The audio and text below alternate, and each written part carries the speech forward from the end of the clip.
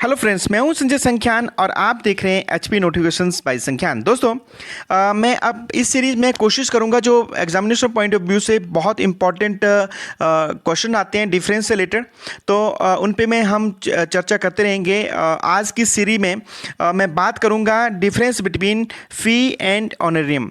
यदि आप departmental exam या HPFS की तैयारी कर रहे हैं तो ये जो डिफरेंस है ये बहुत एक्सपेक्टेड है, और या तो डिफरेंस की फॉर्म में आएंगे या शॉर्ट फॉर्म की में जो ये क्वेश्चन जनरली पूछे जाते हैं। तो आज हम बात करेंगे difference between fee and honorarium. देखिए, फ़ी के लिए आपको जो एक मेन चीज़ है तो ये एडिशनल अमाउंट है गवर्नमेंट एम्प्लॉइज़ को सैलरी से डिफरेंट, बट जब इसको दिया जाता है other than fund other than consolidated fund of India या स्टेट या यूटी, मीन्स जो गवर्नमेंट के खाते से तो दिया जा रहा है। मैंने बताया था पिछली वीडियो में कि गवर्नमेंट के खाते 3 टाइप के रहते हैं।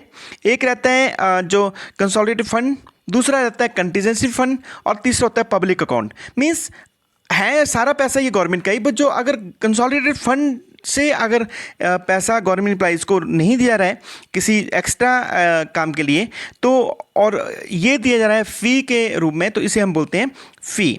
तो फ़ी की डेफिनेशन क्या है? The fee means a recurring और non recurring payment made to a government servant, means government servant को दिया जा रहा है, तभी हम फ़ी बोलेंगे। From a source other than consolidated fund of state का भी होता है, सेंटर का भी होता है, या यूटी का भी। Whatever made directly to the government servant और through intermediary of the government what does not include, means fee ये चीज़ इंक्लूड नहीं करती है। देखिए, ऐसी इनकम जो प्रॉपर्टी से मिली है, डिविडेंड से मिली है, इंटरेस्ट ऑन सिक्योरिटी, हालांकि मिला गवर्नमेंट एम्प्लॉइज़ को ही है, सैलरी से अलग मिला है, बट इस चीज़ को हम फ़ी नहीं बोलेंगे। फ़ी वो बोलेंगे जो गवर्नमेंट एम्प्लॉइज़ को कोई एक्स्ट्रा काम करने के लिए किसी और एजेंसी से मिल रही है, बट उसका जो सोर्स है it should not B consolidated fund of state या कंसोलिडेटेड फंड ऑफ इंडिया या consolidated fund of UT. Number 2, income from, देखिए अगर कोई मान लो लिटरेचर का काम कर रहे हैं, कल्चर का काम कर रहे हैं, आर्टिस्ट हैं, साइंटिफिक हैं, या टेक्नोलॉजिकल एफर्ट्स, या इनकम पार्ट्स स्पोर्ट्स एक्टिविटी में जो कोई उसको पैसा मिल रहा है, तो उसे भी हम जो है वो FR9 में जो डिफाइन किया गया है उसमें भी हम इसको फ़ी नहीं बोलेंगे।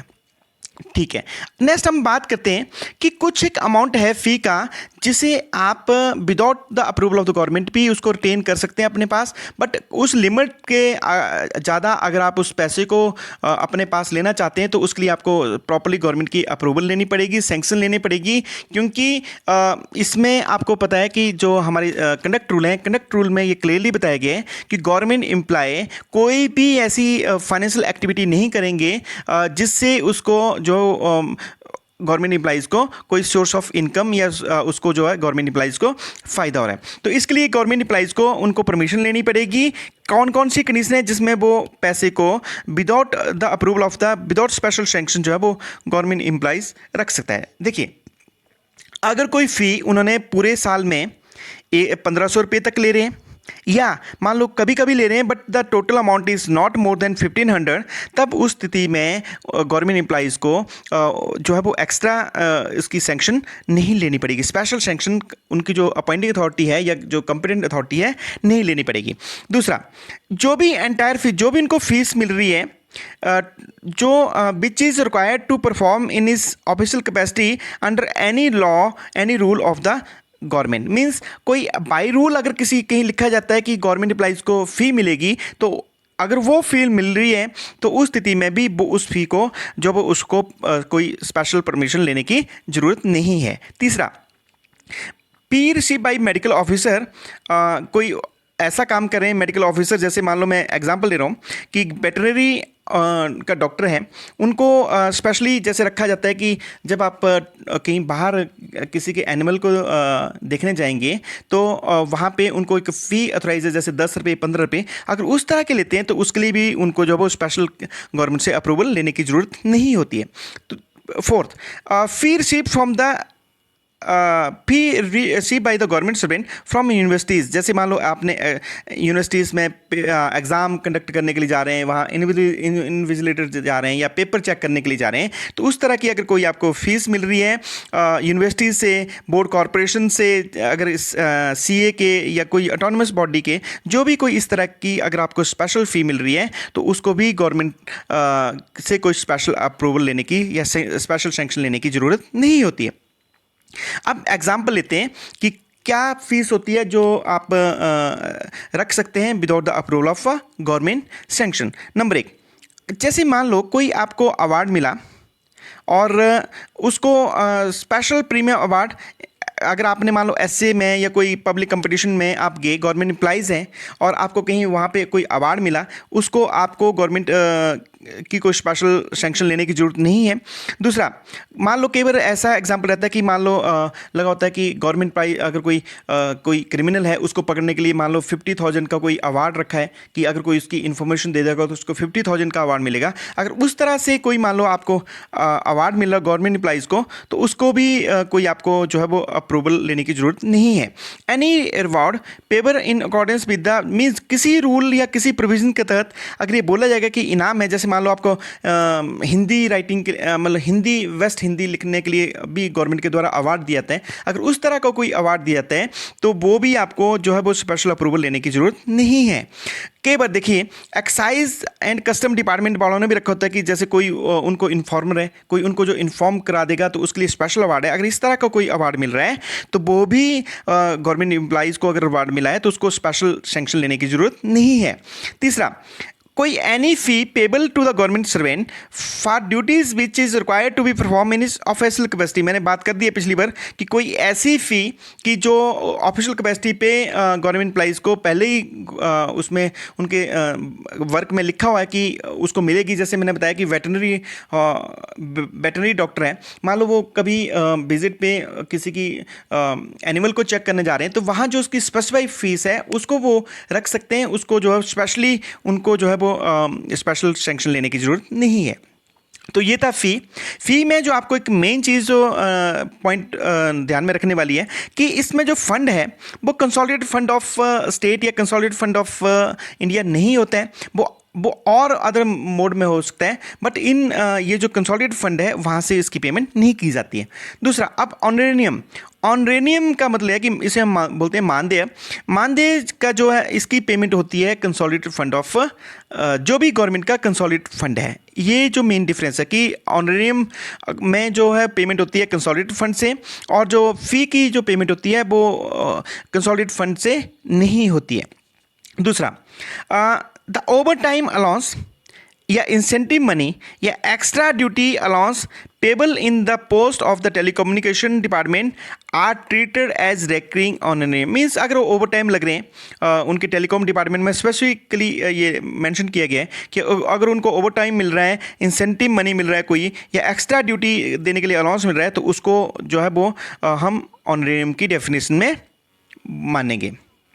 तीसरा, गाइडिंग प्रिंसिपल मीन्स ऑनरेनियम कब दिया जाएगा। देखिए जब तक अगर कोई मान लो हर वर्ष जो है वो स्पेशल कोई छोटा सा काम, मान लो एग्जांपल देता हूँ कि मान लो जो हमारे गवर्नमेंट एम्प्लॉइज़ हैं उनकी इलेक्शन की ड्यूटी लगी, तो हालांकि वो टेम्परेरी इंक्रीज है उनकी ड्यूटी में, एडिशनलिटी है, तो उस स्थिति में ऑनरेनियम नहीं दिया जाएगा।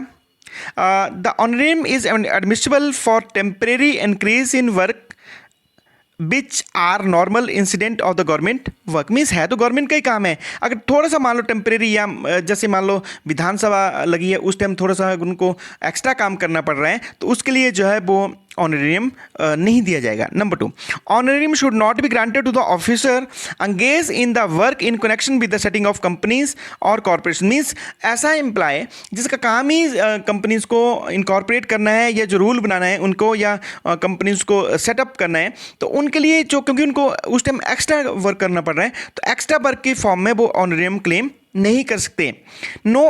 तीसरा, no honorarium is admissible to the government servant for performing the additional duty of the sanction post. Means example देता हूँ कि कई बार एडिशनल चार्ज दे देते हैं किसी गवर्नमेंट एम्प्लॉइज़ को, तो वो उसके लिए ऑनरेनियम क्लेम नहीं कर सकता कि मैं किसी एडिशनल पोस्ट का काम कर रहा हूँ। No honorarium should be granted in cases where overtime allowance has been paid to the staff connection with the additional work. उसके बाद अब मैं और इसमें बात करना चाहूँगा कि और कंडीशन क्या है। द वर्क शुड बी, किन कंडीशन में ऑनरेरियम दिया जाता है, किन कंडीशन में ऑनरेरियम दिया जाता है। तो देखिए, तो work should be a special and occasional character, means काम जो है वो कोई स्पेशल करेक्टर का होना चाहिए, या ओकेजनल मीन्स कभी कभी होना चाहिए। अगर लगातार ही एडिशनल हो रहा है काम तो उसको हम नहीं मानेंगे। तो जो काम है it should be special and occasional character, means कभी कभी होना चाहिए। दूसरा, द वर्क शुड बी इधर सो लेवरेज, मीन्स बहुत ज़्यादा होना चाहिए, और ऐसा होना चाहिए कि जिससे जस्टिफाई हो सकता है कि ये काम तभी हो पाएगा जब हम गवर्नमेंट एम्प्लॉइज़ को कोई स्पेशल रिवार्ड देंगे, तो उस स्थिति में। बट ये जो है सिर्फ बोल के नहीं होगा, ये इसके लिए उनको प्रॉपर्ली सैंक्शन लेनी पड़ती है और जस्टिफाई करना पड़ता है कि क्यों ये काम इसके लिए ऑनरेरियम जो है एक्स्ट्रा देना पड़ रहा है। तीसरा, the work should be taken with the prior consent of the government and its amount should be settled in advance, means जो ऑनरेरियम है ये पहले ही डिसाइड हो जाना चाहिए कि कितना है और इसकी गवर्नमेंट की अप्रूवल ले लेनी चाहिए। जैसे मान लो, मैं एग्जांपल ले रहा हूँ कि आप कहीं मान लो जो आपका काम नहीं है, आप कहीं किसी गवर्नमेंट स्कूल में मान लो वहाँ पे अपना लेक्चर देने जा रहे हैं, तो वो आपका एडिशनल काम है। तो उस एडिशनल काम में पहले जो स्कूल वाले हैं या जो एजुकेशन डिपार्टमेंट है उनको पहले ही डिसाइड कर लेना पड़ेगा कि ये जो एक्स्ट्रा काम हम गवर्नमेंट एम्प्लॉइज से कराएंगे उसके लिए उनको स्पेशल ऑनरेरियम देना पड़ेगा, और जो रेट है वो भी डिसाइड कर देना पड़ेगा कि एक लेक्चर का हम 200 रुपये देंगे या 300 रुपये देंगे। देयर शुड बी, आगे है, this should be paid from the consolidated fund of the India, state या यूटी, मीन्स ये जो पैसा है ये जाएगा कंसोलिडेटेड फंड ऑफ स्टेट से, या कंसोलिडेटेड फंड ऑफ इंडिया से, या कंसोलिडेटेड फंड ऑफ यूटी से। या अगर आपने अभी भी मेरी पिछली वीडियो नहीं देखी है तो मैंने जिसमें बताया था कि गवर्नमेंट के कौन कौन से 3 टाइप के अकाउंट रहते हैं, उस वीडियो को जरूर देखें, तब आपको क्लियर हो जाएगा कि कंसोलिडेटेड फंड ऑफ इंडिया या कंसोलिडेटेड फंड ऑफ स्टेट क्या होता है।